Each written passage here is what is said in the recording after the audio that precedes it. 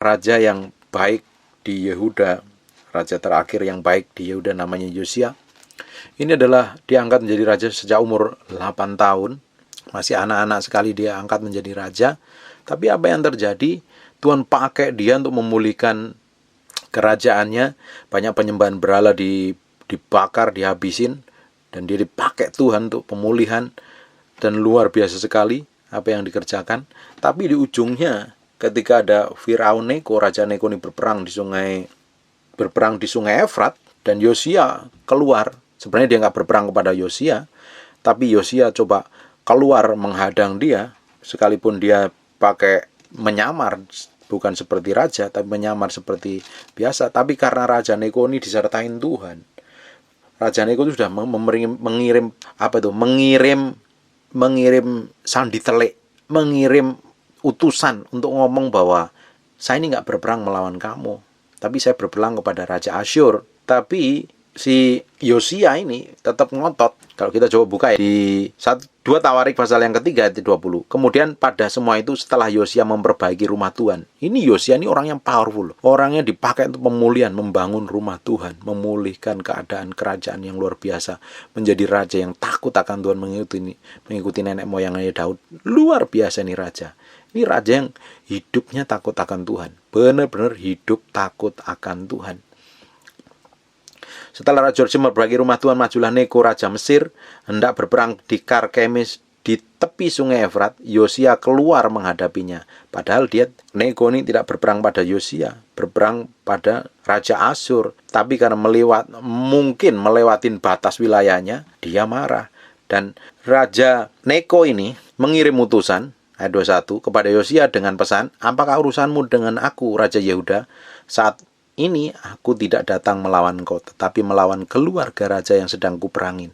Allah memerintahkan, perhatikan, Allah memerintahkan aku supaya segera bertindak. Hentikanlah niatmu menentang Allah yang menyertai aku, supaya engkau jangan dimusnahkannya. Bayangin, sudah dikasih warning. Padahal Yosia ini raja yang benar-benar cinta akan Tuhan, mengasihi Tuhan. Tapi dalam kondisi ini dia tidak dengar suara Tuhan, tambah dia lawan. Ayat 22. Tapi Yosia tidak berpaling daripadanya, melainkan malah menyamar untuk berperang melawan dia. Ia tidak mengindahkan kata-kata Neko yang merupakan pesan Allah, lalu berperang di lembah Megido. Bayangin, maka pemanah-pemanah menembaki Raja Yosia, dan raja berseru kepada orang-orangnya, bawa aku dari sini, karena aku luka parah. Orang-orang yang mengangkatnya dari kereta lalu mengangkutnya dengan kereta cadangan, lalu membawanya di Yerusalem. Kemudian matilah ia, lalu dikuburkan di pekuburan nenek moyang. Bayangin, seluruh Yehuda dan Yerusalem bergabung karena Yosia.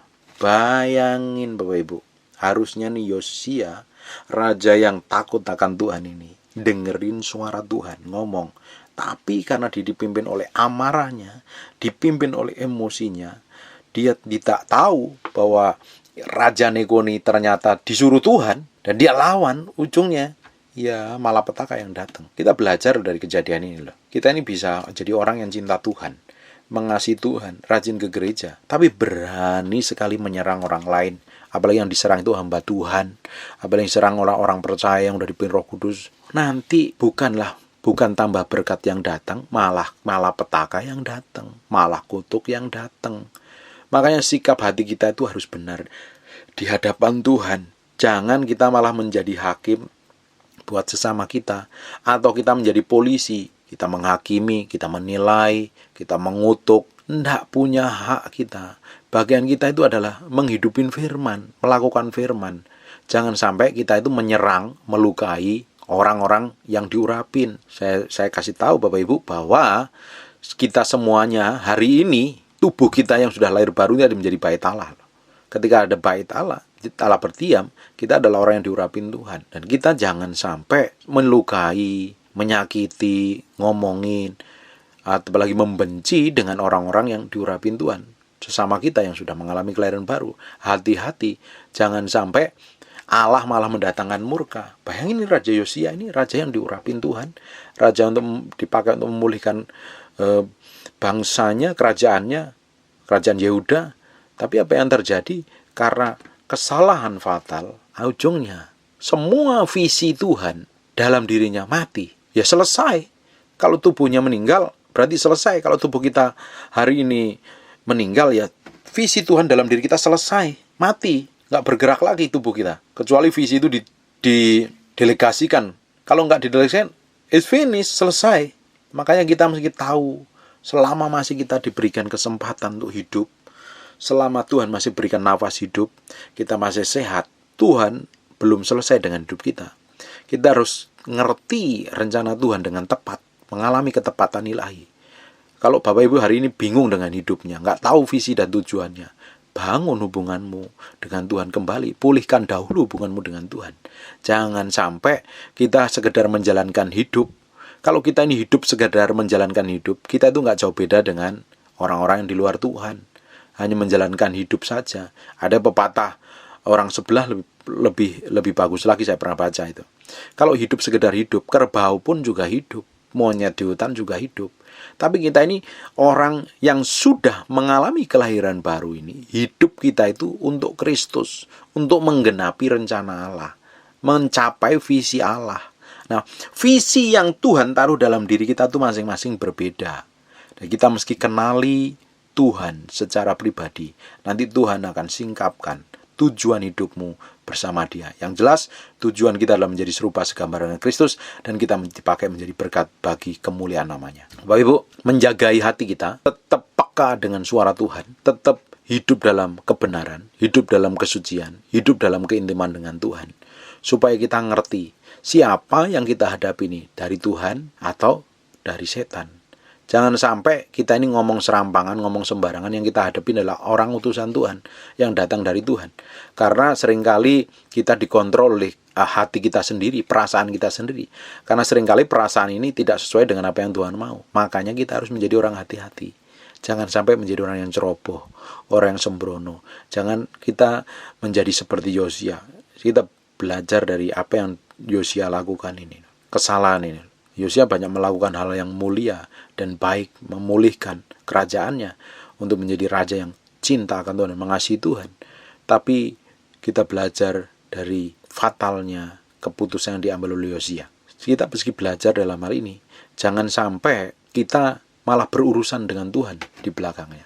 Saya juga tidak habis pikir dengan para pendeta yang saling nyerang pendeta lain gara-gara doktrinnya. Apakah doktrin yang dipertahankan itu benar dari surga? Belum tentu. Terus ngapain saling menyerangkan sesama hamba Tuhan kok? Sama orang yang diurapin Tuhan.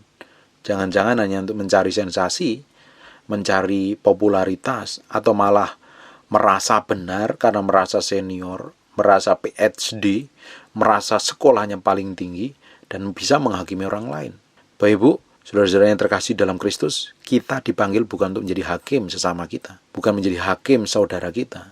Kita dipanggil menjadi serupa segambar dengan Tuhan. Jangan sampai malah Tuhan yang dalam diri kita itu murka karena kita menentang Allah yang menyertai orang-orang tertentu. Kita benci, kita musuhin, kita maki, kita hakimi. Tidak taunya itu benar-benar yang dari Tuhan, malah mendatangkan murka daripada Tuhan. Bapak Ibu, hidup yang ada kita mesti pakai dengan bijaksana, pakai untuk mengejar rencana Tuhan, mengejar visi Tuhan yang taruh dalam diri kita ini. Tubuh kita ini adalah bait Allah. Dan saya percaya dan yakin ketika Allah tinggal di dalam diri kita, Tuhan punya tujuan dan maksud dengan hidup kita. Dan tidak mungkin ketika pribadi seseorang itu ada kuasa Allah yang perkasa, Allah yang maha dahsyat, yang pencipta langit dan bumi ini tinggal di dalam diri seseorang, dan orang itu tidak menjadi apa-apa, itu tidak mungkin. Kecuali orang itu jatuh dalam dosa, dipimpin oleh dosa. Tetapi kalau kita ini menjadi orang percaya dan lahir baru tentunya, dipenuhi Roh Kudus, tidak mungkin hidup kita itu menjadi biasa-biasa saja. Yang jelas hidup kita akan menjadi luar biasa. Hidup kita akan memiliki pengaruh dan dampak. Mulut kita memiliki otoritas dan kuasa. Dan kita tidak akan serampangan untuk ngomongin orang lain. Kita tidak serampangan untuk membenci orang lain, menghakimi atau menilai orang lain. Hidup kita justru akan menyatakan kemuliaan Tuhan. Mulut kita justru akan memiliki kuasa dan otoritas menjadi berkat bagi banyak orang. Bapak Ibu, saudara yang terkasih dalam Kristus, pilihanmu hari ini mau memilih benar-benar mengasihi dan mencintai Tuhan dipimpin Roh Kudus sepenuhnya yang tinggal dalam diri kita, atau malah kita dipimpin oleh daging. Dan dua-duanya nanti ujungnya kita akan menghadap Kristus dan mempertanggungjawabkan tanpa terkecuali. Semuanya akan menghadap Tuhan dan mempertanggungjawabkan di hadapan Tuhan. Semakin hari harusnya kita ini bertumbuh dalam Kristus. Kalau orang bertumbuh dalam Kristus itu harusnya mulutnya berubah, hatinya berubah, hidupnya pasti juga berubah. Semakin mencintai Tuhan, semakin Tuhan ubahkan dari dalam. Semakin mencintai Tuhan, semakin memiliki hati Yesus. Tidak mudah tersinggung, tidak mudah sakit hati, tidak pernah membuat balas, tapi memiliki hatinya Yesus yang mengampuni, mendoakan orang-orang yang menyakiti ini supaya mereka kenal Tuhan dan bertobat.